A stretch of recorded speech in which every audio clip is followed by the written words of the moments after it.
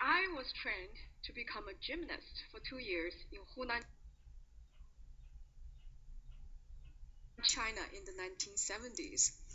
When I So I was trained to be a gymnast when I was in first grade in Hulong, China in the 1970s. was in the first grade, the government wanted to transfer me to a school for athletes, all expenses paid. When I was in the first grade, the government wanted to transfer me to a school strictly for athletes, all expenses paid. But my tiger mother said no. But my tiger mother said no. My parents wanted me to become an engineer like them. My parents wanted me to become engineers like them. After surviving the Cultural Revolution, they firmly believed there's only one sure way to happiness. After surviving the Cultural Revolution, they believed there was only one sure way to happiness. A safe and well-paid job. It is A safe and well-paying job. not important if I like the job or not. It is not important if I like the job or not. But my dream was to become a Chinese opera singer. My dream was to become a Chinese opera singer. That is me playing my imaginary piano. That is me playing my imaginary piano. Opera singer must start training young to learn acrobatics. So I tried everything I could to go to opera school. Opera singers must start training young and learn acrobatics. So when I was very young, I was very interested in trying to do everything I can to get into opera school. I even wrote to the school principal and the host of a radio show. But no adults liked the idea. No I even wrote to the school principal and to a radio show, but no adults liked the idea. adults believed I was serious.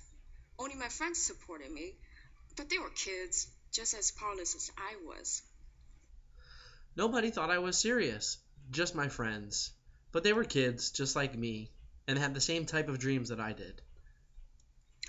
So at age 15, I knew I was too old to be trained. So at age 15, I knew I was too old to be trained. My dream would never come true. I was afraid that for the rest of my life, some second-class happiness would be the best I could hope for. But My dream would never come true. I was afraid that second-class happiness was all that I had to look forward to. that's so unfair. So I was determined to find another calling. But that was so unfair, so I was determined to find another calling. Nobody around to teach me. Fine, I turned to books. Nobody around to teach me.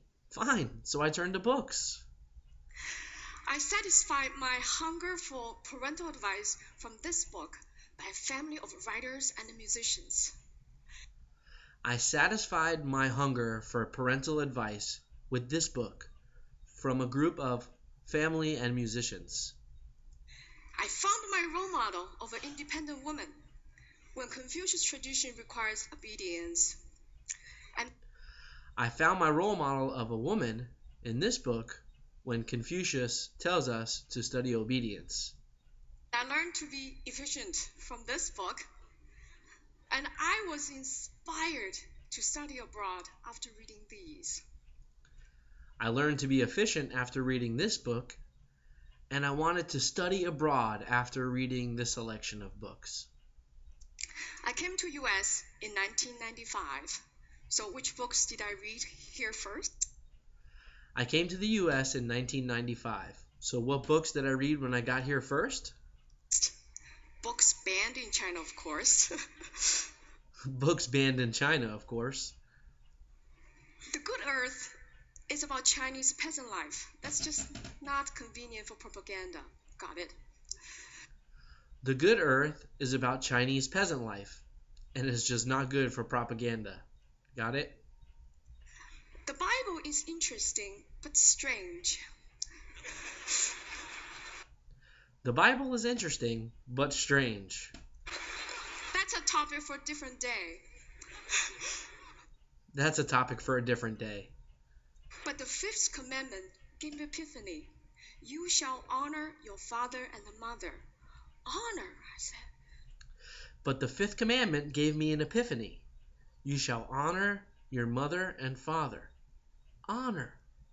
That's so different and better than obey. So it becomes my tool to climb out of this Confucius guilt trap and to restart my relationship with my parents. Honor. It's such a good tool. It can take me out of this Confucius guilt trap and help me rebuild the relationship with my parents. Encountering a new culture also started my habit of comparative reading. It offers Encountering a new culture also started my habit of reading two books at the same time.